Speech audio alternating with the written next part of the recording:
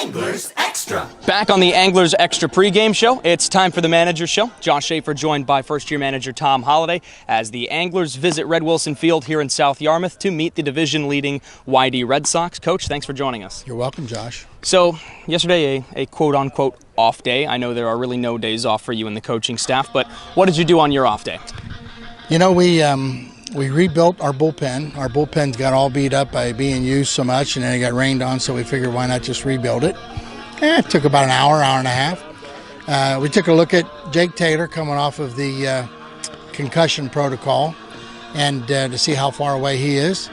And kind of just like moped around, did a little bit of this, got a couple miles walk in with my wife, and quite frankly, I was tired last night. I needed that day off.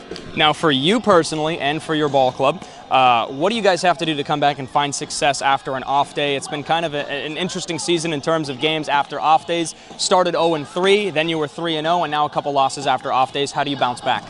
Well, for one thing, the thing that happens is somebody says, oh, you clinched to get into playoffs. We got to try to get that out of our mind. We still have 6 games to play, and we still have an outside shot at winning the division. We definitely have a shot at finishing second, which gets us 2 games at home. And try to remind ourselves about the commitment you have to baseball. I mean, mentally, when you clinch something, you seem to have a letdown. Our guys are really good today. I mean, that was a great round of batting practice. They needed a day off, and I think they got it. And more than anything else, I've got to monitor now to make sure that when we start the playoffs that we're fresh. And I think our whole roster will play the next 6 games. We're going to try to win, too. I mean, we don't have any bad players. So to say we're going to try to win, I mean, shame on us if we go out and do anything but try to win. But I think today you just have to let it be known that these guys are in first place. We've played them tough. We tied them here. We beat them once last time we played them. And we got a guy named Bergner pitching tonight that can beat anybody. Now, you bring up Austin Bergner, and he's had some really nice outings this summer. What can you tell us more about Austin Bergner and his style of pitching? Well, I'll tell you this: he's a guy that's completely dedicated to his routine in baseball. And I'm not a betting guy, but I would bet that this kid's going to pitch in the big leagues. His work ethic is off the chart good. He loves to be at the field. I mean, this is a guy that comes out and rebuilds our mound because he likes to be doing something, but he likes to be doing something at the baseball field. I haven't seen many kids like that. And, I mean, he's got all the respect of the coaching staff just for who he is and what he does. Pitching-wise, I mean, you're talking 93 to 97 with 2+ secondary pitches.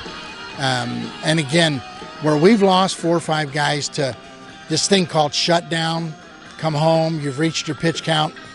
And I say that in I've been doing this for a long time. I don't even know if the numbers are correct that I hear, but it doesn't matter now. This guy can't wait to pitch tonight. He's already planning on his start in the playoffs. That's the kind of guy that I would go to war with.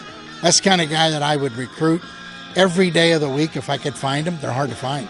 Well, one guy that you have brought up in the past who's going to pitch in the big leagues is now, as of 2 days ago, officially a member of the Toronto Blue Jays, and that's Troy Miller. And I know you've been a big fan of Troy Miller. What have you done to kind of fill that void in the pitching staff since he's left?